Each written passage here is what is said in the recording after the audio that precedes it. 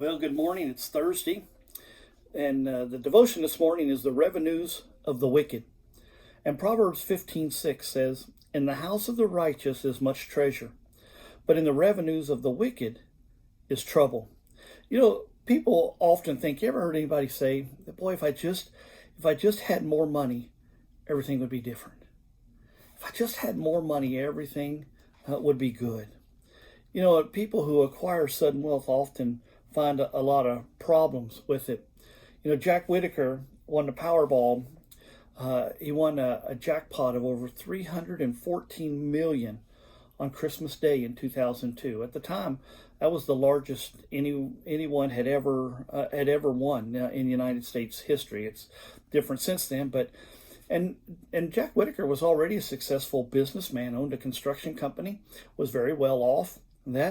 But sudden windfall, all this money proved to be anything but a blessing for his family. Over the next decade, both his granddaughter and her boyfriend died from apparent drug overdoses. His daughter passed away. He was robbed on more than one occasion. He was arrested for driving under the influence. He was sued by a number of people and businesses, including one with Caesars Atlantic Casino for $1.5 million in bounced checks to cover gambling losses. And matter of fact, even in a report, even his wife once, when it was all over and it was all gone, and asked, she at one point had wished he'd never even bought that ticket. And the devil knows that we're often susceptible to any kind of temptation and taking shortcuts. Everybody wants to get rich quick.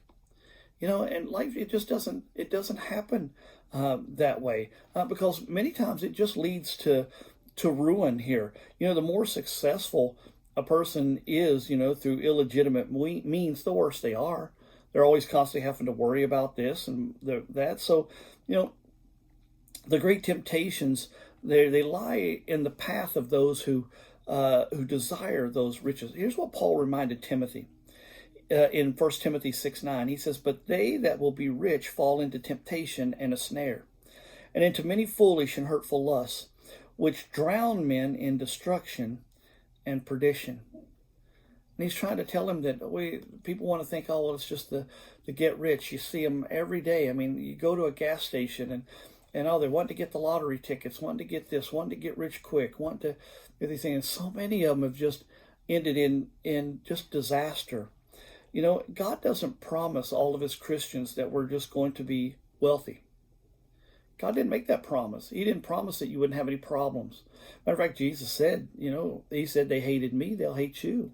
And it rains on the just and the unjust. And so, he does promise, though. He promises that he will meet and supply our needs. That's why it's important for us to understand here contentment. Paul said he's learned in whatever situation he's in, therefore, to be content. We need to learn that. Contentment is something that people in our country, we need to learn.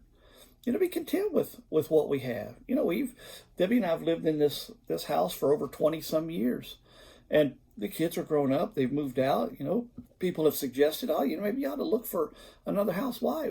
We're content with. We've learned to be content with what we have. God gave us.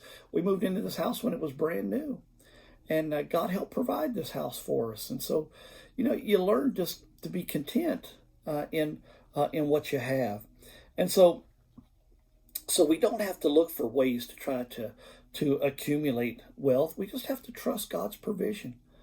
Trust that God will take care of it. The hardest thing, the Bible talks about the fact it's hard for a rich man, to enter into heaven. And really, what they're really talking about through that thing is the fact that the reason it's hard is because they don't know how to trust. If we didn't have needs, how would we know how to trust God? How would we learn to trust him if we never needed anything? We do have needs, and we do have problems, and we do need to trust God in those provisions and understand and learn contentment. And boy, life would just be a whole lot better off if we just learned those things. The word to the wise is that if you acquire your resources through hard work, you'll escape the trouble that comes with ill-gotten gain. We just need to be content and understand that God's going to meet our needs, because one day there's rewards. It's not about these rewards on this earth. It's about the rewards in heaven. That's the rewards we need to lay in store, because those are the ones that will last forever.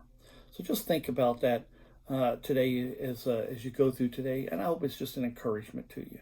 Have a great day.